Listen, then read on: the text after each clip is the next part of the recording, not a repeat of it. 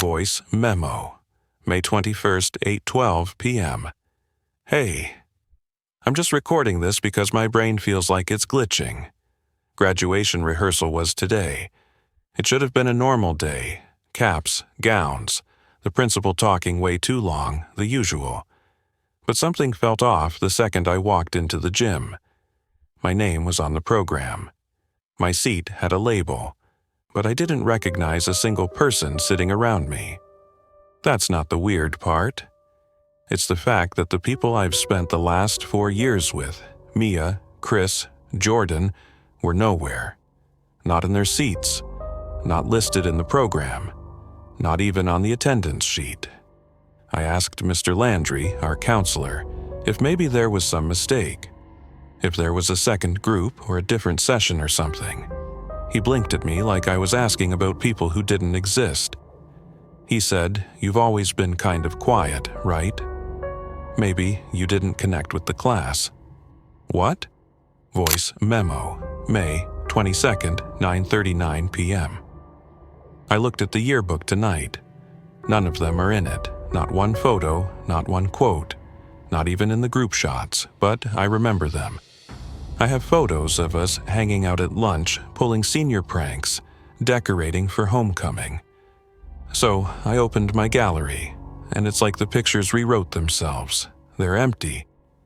Where Chris used to be standing, a blank wall, where Mia was doing bunny ears behind me, just my hand reaching into nothing. I showed my mom. She smiled gently and said, "You've always been kind of a loner, sweetie." Number? They existed. I know they did. They called me Toast because I once burned my Pop-Tart so bad it triggered the fire alarm. I hated it, but it stuck. Who would give me that nickname if I was alone? Voice memo, May 23rd, 1:13 a.m. I tried calling Chris tonight. His number still exists, but when I called, a woman answered. Said there's never been a Chris at that number. She sounded tired, like she gets that question a lot. I'm scared to try Mia's, but here's the thing. When I looked through the messages in our old group chat, they're all there, just from me. All the texts, all the inside jokes, like I was talking to myself the whole time. There's one message from Mia. Just one. It was sent last night at 3:33 a.m. It says, "Don't walk when they call your name." Voice memo, May 25th, graduation morning, 6:44 a.m. I didn't sleep. I kept hearing, shuffling, like shoes sliding across tile. I live alone. I checked the gym one last time before the ceremony. I don't know why. They were there. Mia, Chris, Jordan, all in gowns, all smiling. They didn't blink, they didn't speak, they just watched me. Each holding a diploma, each standing perfectly still, like mannequins made for memory. Then Chris held up a sign that read, "Your seat is ready." Voice memo, graduation day, 12:01 p.m. They called my name. Once. I froze, then again. I felt a pressure on my back, like someone pushing me forward. But when I looked over my shoulder, no one was there. Everyone in the audience clapped like nothing was wrong. But in the sea of caps and gowns, I saw them, the others, the ones who shouldn't be here. They were in the shadows of the stage. Their faces were pale, stretched, wrong. As I walked up, everything felt pixelated, like the world was struggling to load me into the next part of the program. Then, silence. The mic cut. The air went still. I turned my head toward the principal, who smiled, leaned down, and whispered into my ear, "You passed," when they didn't. And now they want you back. I turned to run, but when I looked at the crowd, there was no crowd, just rows and rows of empty chairs, and one photo snapping me at the podium, with no one else in frame. Final voice memo, May 25th, 8:41 p.m. I checked the program again. My name is still there, but so is something new, a note next to it. Small print. Honorary reunion, invite pending. I don't think I graduated. I think I replaced someone who didn't, and now that someone wants their spot back. If you find this phone, check the photos. If you see people who look too perfect, too still, don't wave. They only wave back if they remember you, and if they remember you, it's already too late. Rule number 1. Never enter the gym before sunrise. That was the first thing I read during my freshman orientation. Not on a handbook or a poster. No, it was scratched into the underside of the auditorium's wooden bleacher. Like someone needed it to be found. Back then, it felt like a joke. Our school was old, the kind where the lights flickered for no reason and half the lockers didn't work. Urban legends floated around like dust in the hallways. But something about that rule stuck with me. Because when I looked up from that bleacher, I saw the principal watching me, smiling, like he knew I'd found it. Rule number 2. If you hear your name whispered during the final pledge, don't look around. By senior year, I'd forgotten about most of the weirdness. Life had gotten loud, college decisions, prom drama, senioritis. But when rehearsal started for graduation, we were told the pledge would be read by our principal, which was weird, because he had retired last year. At least, that's what we were told. Except there he was. Same stiff gray suit, same combed-over hair, same cold stare. Everyone acted like nothing was strange. When I asked Mr. Heller, the new history teacher, about the principal's return, he gave me a tight smile and said, "He never really leaves until they're all sent off properly."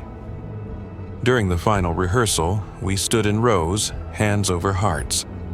And just as we reached the last line, with liberty and justice for all, I heard it.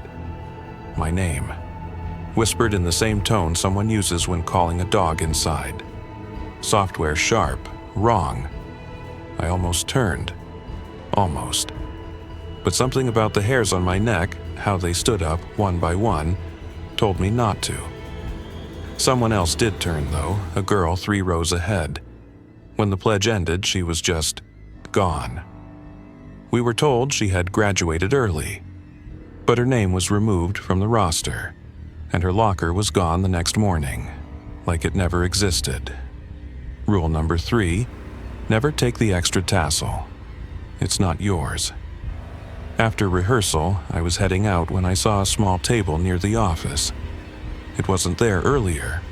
On it sat a cardboard box labeled unclaimed. Inside were cords, tassels, and rolled-up programs. Some of them faded, dusty, older than this graduating class. I reached in and pulled one out. Gold, thick, pristine. It wasn't the color of our school, and it didn't have a name tag. Just a note tied to it. He didn't make it. You did. I dropped it. Behind me, the intercom turned on with a low hum.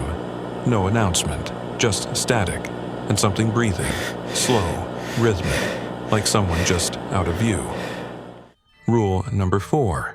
On graduation day, never be the last to leave the stage. The morning of the ceremony, my robe had rips in it, perfect slashes down the back like claw marks. I asked for a replacement. They gave me one. It smelled like old wood and dust, and the name inside the tag, not mine. But it fit. During the walk, I tried to keep my eyes forward, but something was off with the lineup.